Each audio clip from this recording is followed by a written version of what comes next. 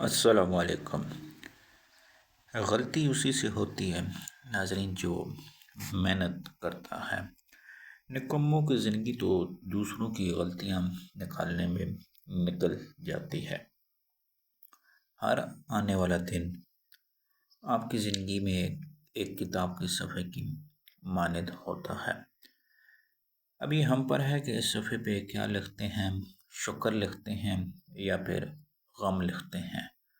مایوسی سے صفحہ سیاہ مت کریں، بلکہ امید اور محنت کے رنگ پر تو یہی رنگ آپ کی کہانی کو خوبصورت انشاءاللہ بنا دیں گے۔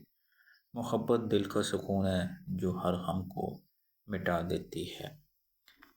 جنہیں ناظرین اللہ تعالیٰ سے مانگنے کی عادت ہو وہ کبھی زندگی میں خالی ہاتھ نہیں ہوتے۔